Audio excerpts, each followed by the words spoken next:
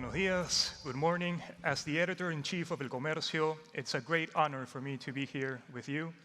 And I want to thank you for your presence, and especially thank our panel for being here with us. Today, I'm here with Shinta Kamdani, CEO of Sintesa Group of Indonesia, Chen, CEO of Acer, Rosario Navarro, President of SOFOFA in Chile, and Felipe Castellanos, CEO of Intercorp Financial Services of Peru. I want to thank you for joining us in this session that I think follows up very well with what we have been hearing this morning and also yesterday during the summit. Our main topic, our focus, is the future of work. And the future of work is being shaped by a wide range of transformations, especially technological advancements like artificial intelligence and automation that is bringing great new opportunities, but also raising fears of people losing their jobs. There has also been many changes in demographic changes, social changes, and economic changes in workforce. And I think that we can all agree that the pandemic changed workforce forever. The impact of the COVID pandemic made many radical changes in a very brief period of time. Remote work began being normal, gig economies started to rise at a faster pace, new skills also began to appear. And for some, these changes represent a threat, and for others, an opportunity to evolve. So we'll try to figure out how organizations can adapt to this future that few of us can define. How can we attract and retain talent? And as technology moves forward, we need to make sure that people are not left behind. So I want to start this conversation by asking a general question for all of you. And that may be the most important question in this moment. If you can identify in this changing landscape of workforce, what is the most important challenge or the challenge that comes to mind that concerns you, and also an opportunity in these times, what would it be? And let's start with Shinta, and then we can go that way. Yes, first of all, thank you for this opportunity. I'm actually also the chair of Indonesian Employers Association, so this is very timely to discuss the topic about future of work. It's very close to my heart. So I would say, since we only can pick one, let's say the one thing that's most challenging at the moment, I think the adaptation to technology.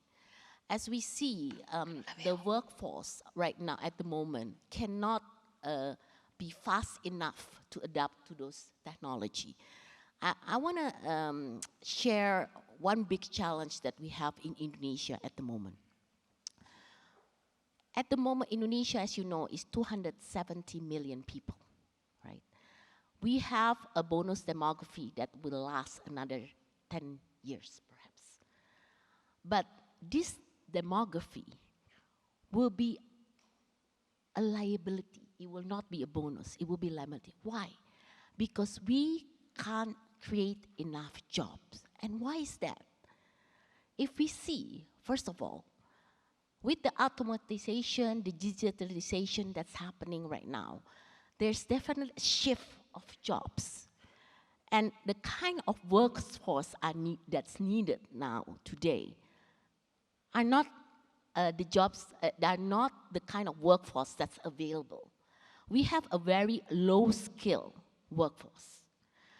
Our structure of manpower, less than 39% just graduate from primary school.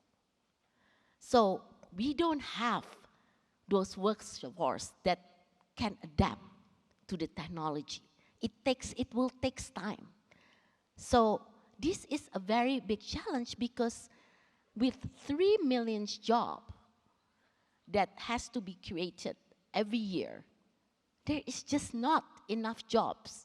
And with digitalization, automatization, there's less jobs that are needed. So while there is new kind of job, we are losing the old jobs that are there.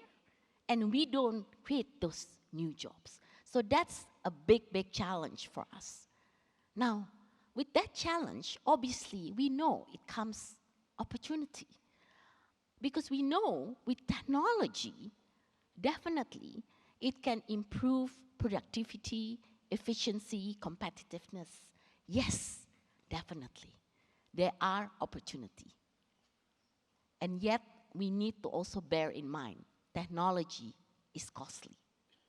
So those opportunities, we need to definitely invest. So I think we are now looking into, obviously we need to increase the digital literacy.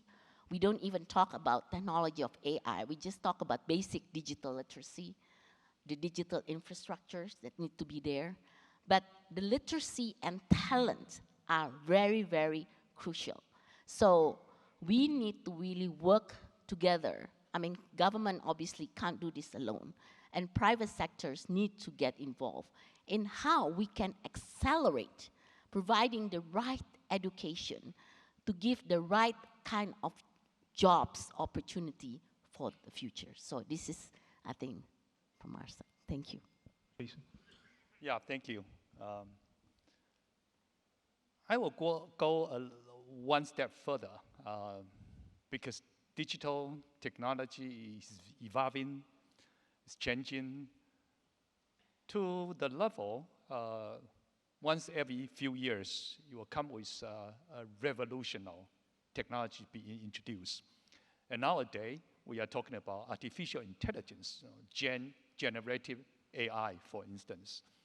And I will start with the opportunity, and then we'll talk about some challenges later. So I always want to be optimistic about opportunity. Think about that. Gen AI was introduced probably 2 years ago, maybe less than 2 years ago. And therefore, just think about that. It's new to everyone. So when you are talking about opportunity for people that is just ready to go to work, whether they are in high school, whether they are in college, they are in graduate school, they are ready to go versus somebody who's been already in certain job for 10, 20 years. Guess what? In the traditional, conventional way, you have to be in queue to respect the senior. And now, it's level playing field. Everybody learn at the same time. And most likely, the younger generation learn faster because there's no legacy, no baggages. People learn faster for the younger generation. And I see that as the biggest opportunity for the youth. But what exactly do we mean by that? Acer, we've been doing computer for 50 years, and we have expanded to computer science, now to how do we accelerate adoption of artificial intelligence. And for that, we have seen the #1 application for artificial intelligence has been customer service. And therefore, I would encourage the youth to look at what to learn in education, to equip yourself, get ready into specific application. A good example would be artificial intelligence, and second one, tutoring, that kind of applications. That open up lots of opportunities. And then let me spend only 30 seconds on concerns or challenges. And for more digital technology being introduced, the more cyber security exposure will happen. And therefore, that will be a challenge, it will be a concern, it will be an area that we all have to pay attention to make sure that what we do, what we use is well secured. Thank you. Thank you. Rosario. First of all, I want to thank you for the organization. I think that this CEO Summit has been perfect, and especially to Luciano, I don't know where he is, Luciano, Fernando, and Julia here. I am very proud about what you are doing in this occasion. And answering to your question, I want to go to the basics. First of all, change is the new normal. So we need to be in that mood. I think we need to be accustomed to that. The second thing I want to put over the table is that the way we learn has changed, and the possibility to learn until the last day of your life is a reality now. So we need to be able to learn how to learn, but also we need to be able to, no sé cómo, I don't know, remember the word, but desaprender, Yeah, learn again. not to learn or Unlearn. unlearn Unlearn. what is not necessary anymore. Yeah. So we need to prepare younger generations for that, and mostly because knowledge is everywhere, but attitude, values, ethics, and also skills are things that you need to be training all of your life. So you asked me, what is the key challenge? And I believe that key challenge, as Shinta mentioned, is reskilling and adapting all the time to new jobs. And the workforce is going to be demand for that. And as an example, last year, there were destroyed almost 80 million jobs in the world. But there were created 160 millions of new jobs. In which size we want to be? In the countries that are building new abilities or sharing opportunities with all the population, or in the countries that are going to be waiting that some magic wand, someone with some magic wand come and tell you what to do.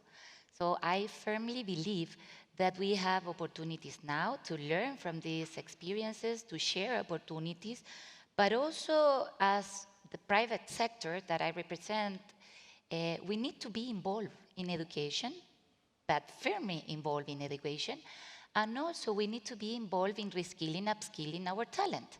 So I believe that that is main challenges that we need to face now, and then we can share some good learnings that we have, maybe in our countries, but also we can talk about failures, because we never talk about that. What we are not doing well, what we can share and learn about what we have failed. I don't know if you agree with me, that if we have the opportunity to share that, it would be great, so the audience can go back home with some homeworks. Great. Thank you, Rosario. Felipe. Okay, well, thanks. I'm also very honored to be part of this forum and in this panel.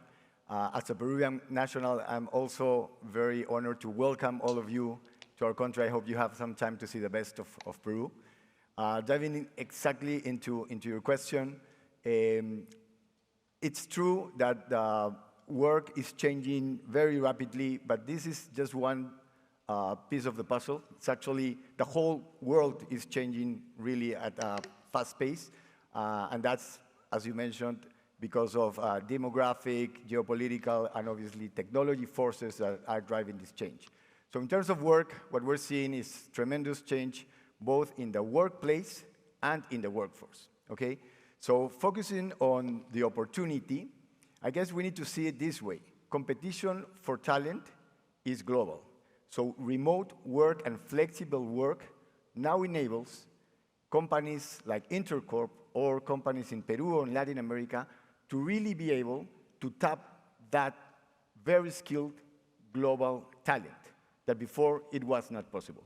So I think that's a tremendous opportunity because there are global companies going for our consumers, and they are very talented. They have top technology, they have top skills, especially as mentioned in artificial intelligence, data literacy, robotics, and all that, skills that you cannot find here. So the opportunity for companies like ours is that if you really adopt remote and flexibility, you're able to tap that global talent and level the field in terms of know-how to produce better service and products for your consumers. So that's key.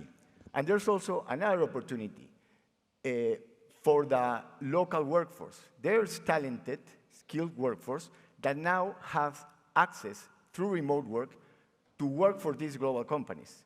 So that creates more alternatives and has a positive impact not only on their lives, but also in society and the economy. Okay, so I think remote work and flexibility creates tremendous opportunities for companies and corporations. Now, in terms of challenges, and I think it has been mentioned, obviously workforce adaptability is an issue.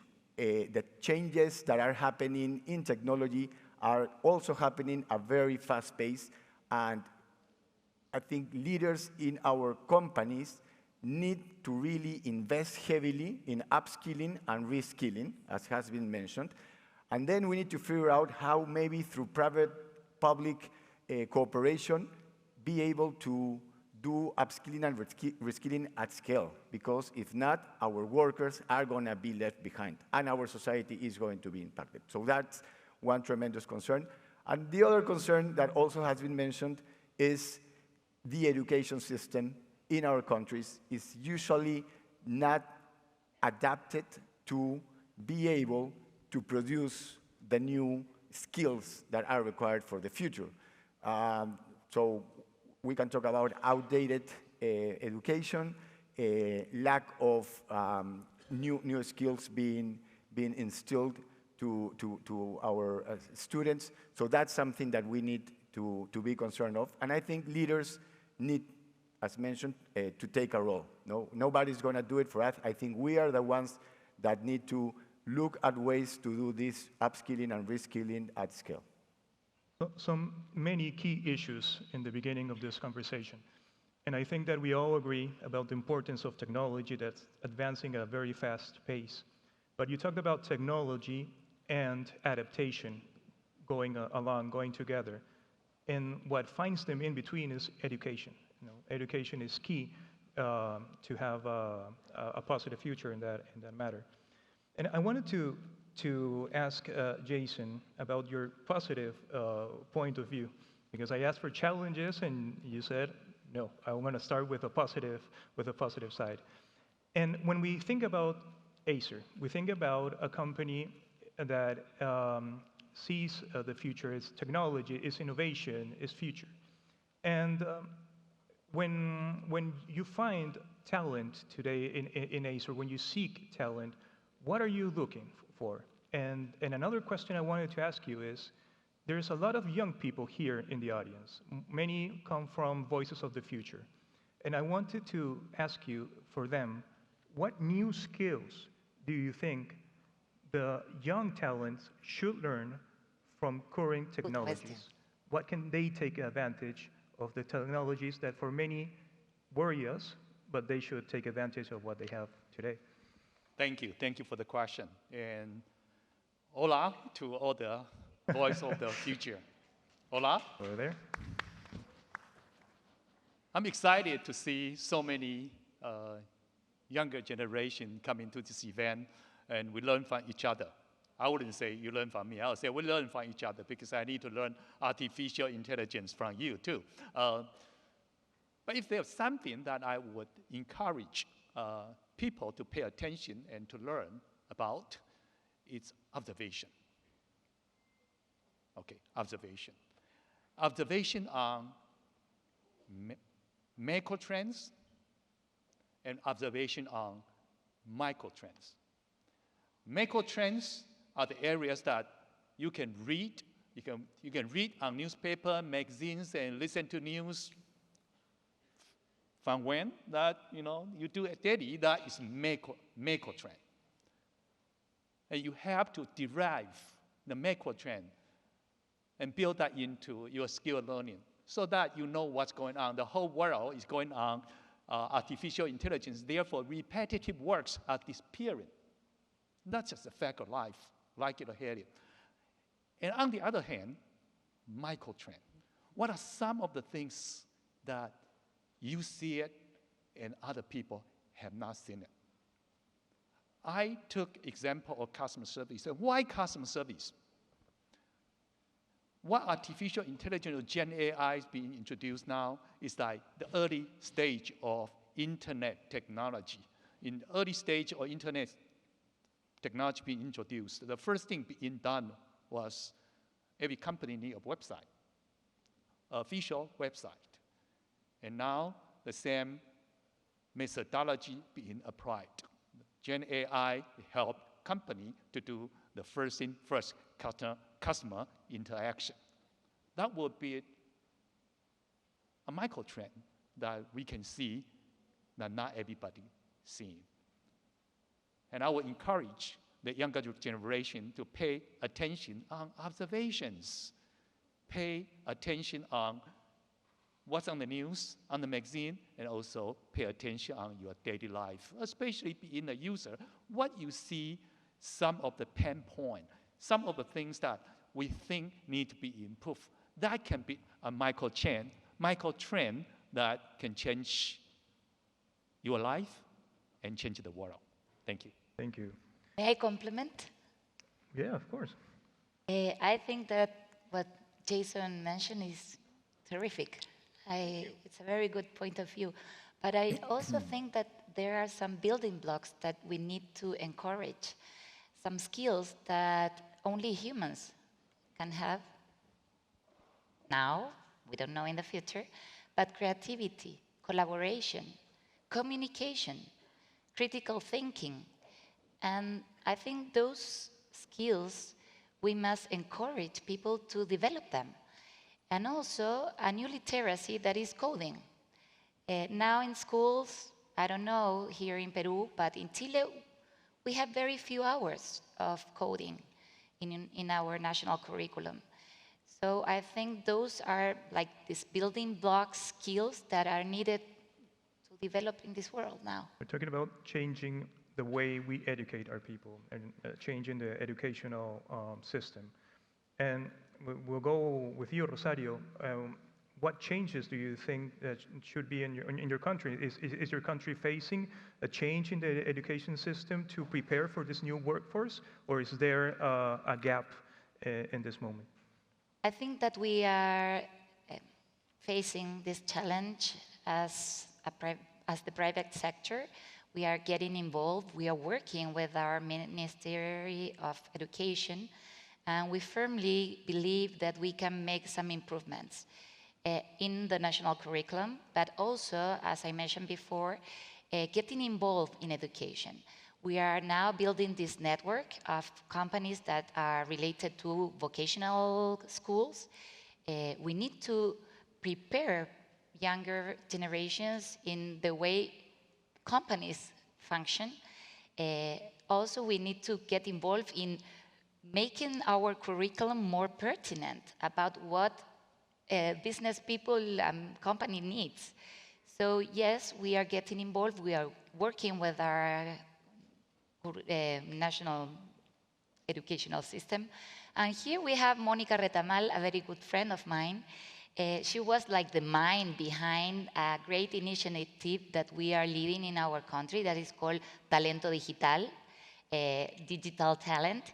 That is a very, I think, innovative initiative that is making these more than 30,000 scholarships to prepare younger generation with digital skills, principally including data science, cybersecurity. So we have been working for 5 years from now, and now this initiative is scaling for a huge national initiative. So I believe initiatives like that can change the world. And also we are working with another platform that is called Relink, that is a national system where we are like mapping all the skills and capabilities that different industrial sectors need, and then we can face which gap is between different talents, so we can make upskilling and reskilling more pertinent and use the time in things that are going to be necessary for the future. So yes, I think that we can move things. We also want to share these experiences, and the IDB is helping us to scale this on the region. This is a great opportunity to learn from different experiences of different countries. And for example, Shinta, you represent a Sintesa group that is playing a key role in the rising economy of Indonesia. And just a few minutes ago, Luis Felipe said that there is a change in workforce, but also in workplace. And today we have remote work, hybrid models, gig economies. Can you tell us a little bit more about how the Indonesian business is adapting to this new working environment? First of all, I think we need to understand that the structure of Indonesia, the majority of works are in agriculture, manufacturing, labor, so not services industry. in that case, actually, remote working is not actually possible. So during the pandemic, we had very, very big issues because factory has to be closed down and so forth. I mean, that's really a major step backwards, right? We can't actually do production. So we need to, government has to issue special policy in how to make some adjustment. So factory workers working, you know, in different shifts and so forth. But what I wanted to share is that remote working is cannot be available in many, many countries. There are many similar like us. So that means it's something that we have to adapt with.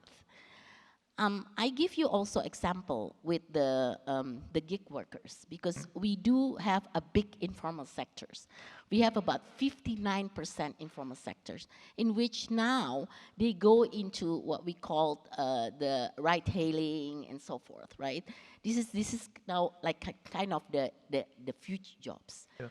But these gig workers doesn't have enough welfare, on the occupational safety and health, they have issues.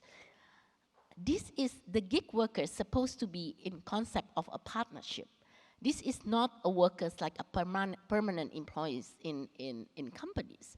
So right now we have a big issue in the gig workers actually demanding the same kind of benefit, compensation and benefit like permanent employees. So the government has very big issue now in how to come up with a model in how to facilitate the companies and the gig workers. Because obviously we can, I mean, the concept is different. We cannot follow the same kind of model that are used by the normal workers. So there are many, I think, challenges when we face the coming, what we call hybrid working or remote working. Even in our own organization, you know, it's obviously during the pandemic, we learned all the new technology and so forth, right? But many are not, we are not, I mean, I love when we talk about the future generation, because right now we see future generation are definitely adapting to it. But you know, many of our workers are not yet in that levels. So even the basic learning digital, using Zoom, it's still a big challenge. So we need to look at the mass.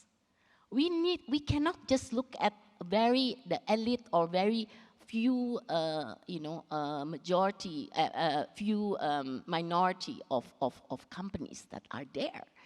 And this is where the government needs to be present. We need to look at how we can really accelerate and mass the, not just the big companies, but also the small, medium enterprises. How do you expect them to really be adapt to this new working environment? So I always look at this as two aspects. There has to be, in digital, there has to be accessibility and affordability. And we talking between developing countries and developed countries are different. We talk about big companies and small companies are different. Mm-hmm. So this is what we need to address. We can't just be looking on the very few on the top. We have to look at the mass.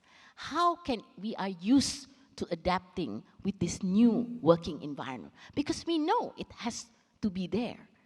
And at the moment, policies that are talking about flexible working hours. Indonesia wants to do flexible working hours. But how are we going to do it? Right? I mean, of course we want to support the women, having this, but how can we do it? Many of the jobs, we can't do flexible working hours. So I think we need to look at both from the supply and demand side. So I think these are really issues that needs to be addressed together, and we can't look at only very few. We have to look at how we can come up with solution that can address the mess as well. You bring up a key issue, and I think that it's also very important to think about job regulations, labor regulations. And maybe we can talk about this with Luis Felipe, because in South America or in Latin America, labor regulations are a difficult topic to attend. And in the case of a country like Peru, we have very strict labor regulations. Maybe, Luis Felipe, you can share with us the Peruvian experience and also new ideas that you can come up with to, for example, promote more cross-border talent and also accelerate the competences of our local talent. Okay, thanks very much. Yes, I think that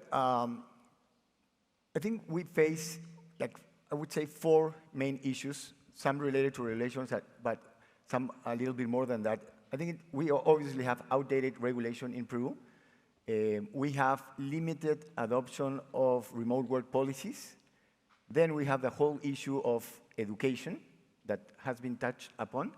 And then we have the informal economy and the impact of the lack of social protection for many workers, okay? So if we go a little bit deep on each one, first, in terms of outdated regulation, obviously our regulation is not prepared to consider the gig economy or the digital platforms that operate today in the world. So short-term contracts, hybrid models, that's not being considered, no? So that's something that has to change because it limits the innovation that all these models have and puts us as a disadvantage against what's happening in other parts of the world, no? So working on regulation specifically for that is a must.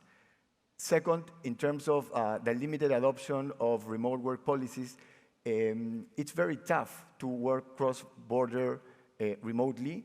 We are facing that at IFS, the company that I work for. We have talent for digital skills in Argentina. We have talent for analytical skills in other countries. And paying them, double taxation, all that has to be touched upon. And also worrying very much about work protection and regulation rights as well, because there's a lot of uncertainty, not only for employers, but also for employees, no? So that also limits us. Then lots have been said on education in the examples that have been mentioned before. So we need to change in order to make sure that our institutions and our schools and colleges provide with the necessary skills for the new economy. But there's something also that I would like to touch upon. It's lifelong learning, because the time when we went to college for 4 or 5 years, and that was our experience that will lead us to a successful career for the next 30 or 35 years is over. Now we have to develop frameworks for continuous education, and that has to be developed not only by the academia, but also by the companies that we work for. But the educational system has also to include that in the way they certificate those types of skills, no? And then finally, on the informal economy, so let's talk about informality. There's lots of informal companies that hire workers that in turn are working informally. And that limits not only their growth opportunities, but their opportunities to get new skills, to continue learning, and they have an issue with, as mentioned, social protection, no? Rights that are not completely considered as we've witnessed about Sintesa. And that's a very important issue in Peru that needs to be taken care of. I was looking at some numbers, and there's only 1 out of every 4 Peruvians that work that is covered by labor regulation, no? And in terms of social protection, there's, like in Peru, only 29% of workers have some sort of social protection compared to 69% of the median in APEC countries. Or for instance, about pensions. In Peru, only 26% of workers have access to a pension system compared to more than 60% in the median of APEC countries. And in Peru, only 7% of workers have access, let's say, to accident insurance at work. How many? 7%, compared to more than 60% of the median APEC countries. No, those are numbers that are really impactful. No? So what needs to change? I think two things. First, policymakers need to be transformed, because if they don't really see where the world is going, how the modern world is impacting this new workplace and this new workforce, then it's very difficult that just by writing laws we're going to be able to fix it.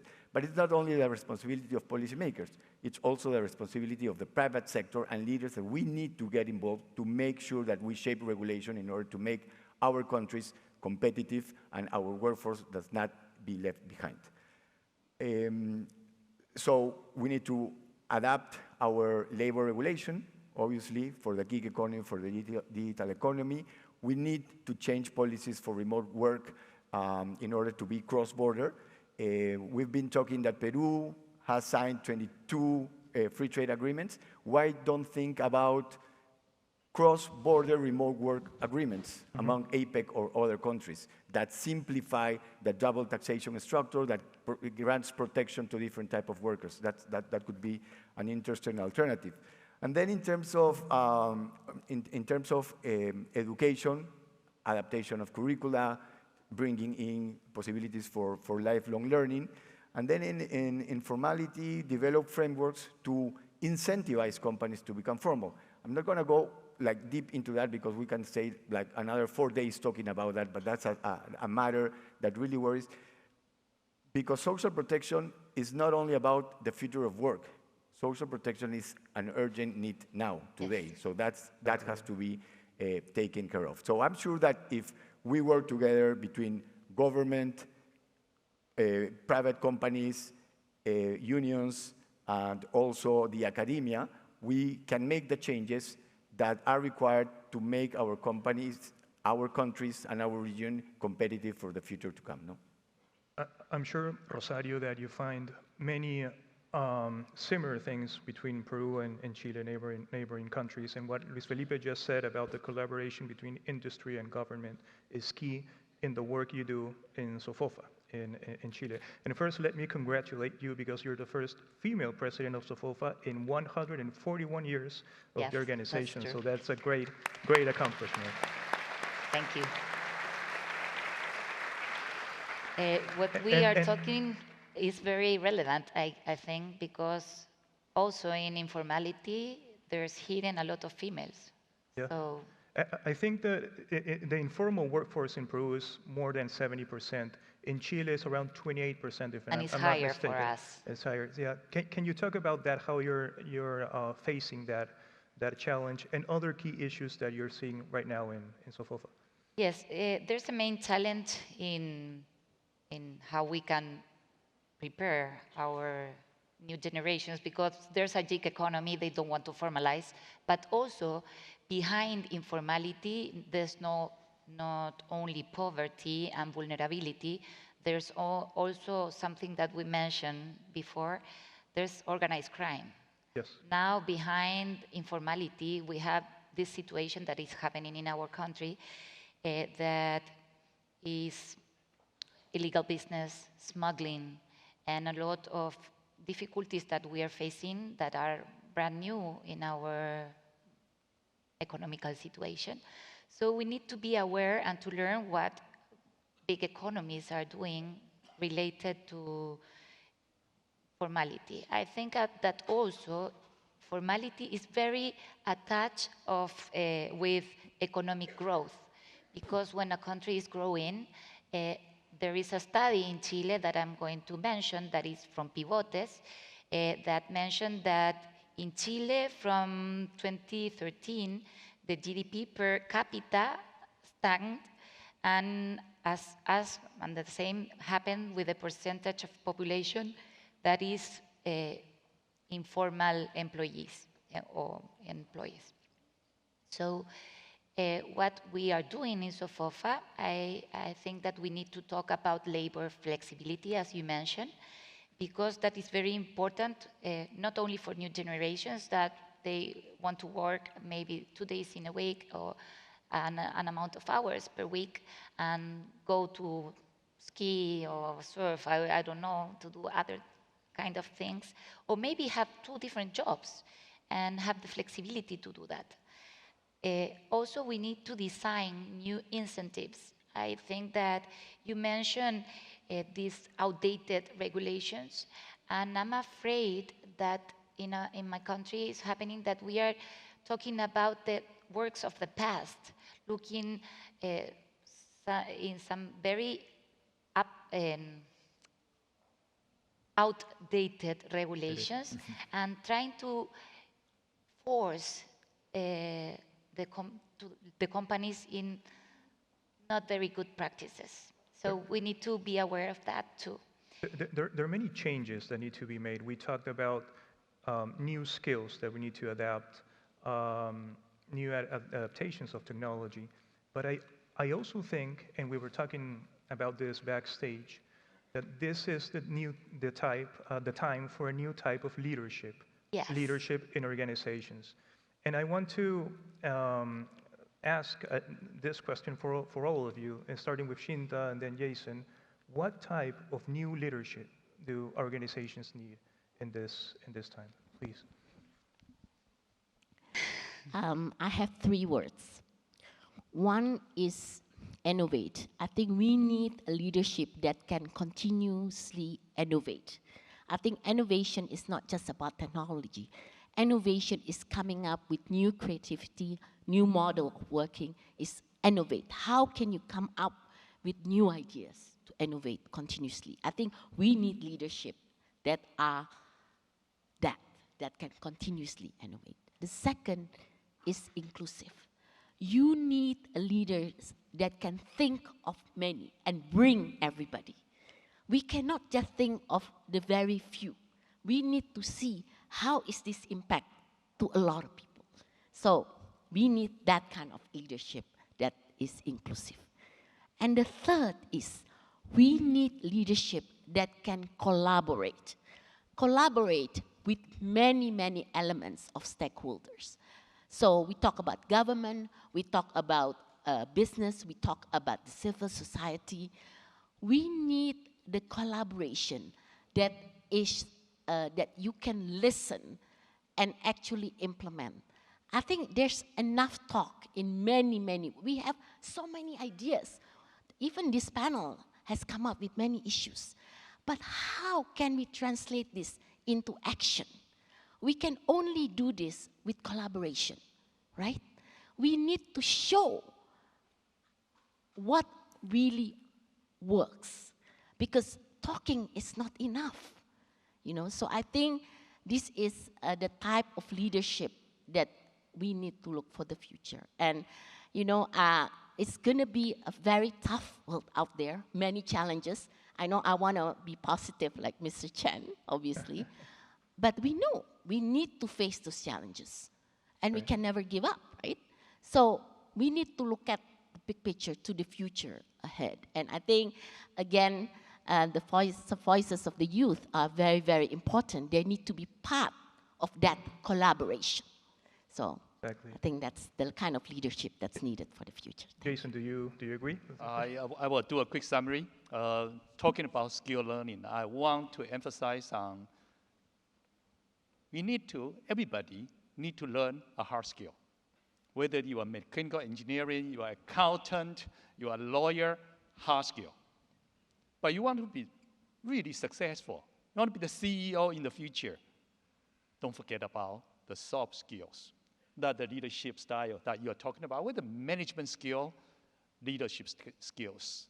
And in terms of leadership skills and leadership styles, there are many different styles that, whether they are cooperative, whether they are dictatorship, there's no one leadership style that will guarantee you success. However, I would like to conclude that in a simple way, that a successful leadership style need to be able to, number one, show the direction, where are we going, so that we can align the team or go together. Number two, be supportive, so that people feel good about what they are doing, seeing the bigger picture. What kind of role do they play in that? Number 3, demand the support so that the team will be working under one direction effectively. Thank you. Thank you. I would love to go on, but there's a big red sign telling me to wrap up, so I have to put an end to the 3 conversation. words. 3 minutes? Courageous, to think out of the box. Yeah. Hands-on, walk the talk, and also optimistic. I think that a good leader must be optimistic and being kind. That's what the Peruvian national team needs tonight when we play against Chile.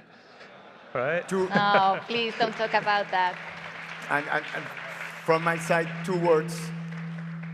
I think courage, very important, and engage. We have to make this happen. Nobody's going to make it happen for us.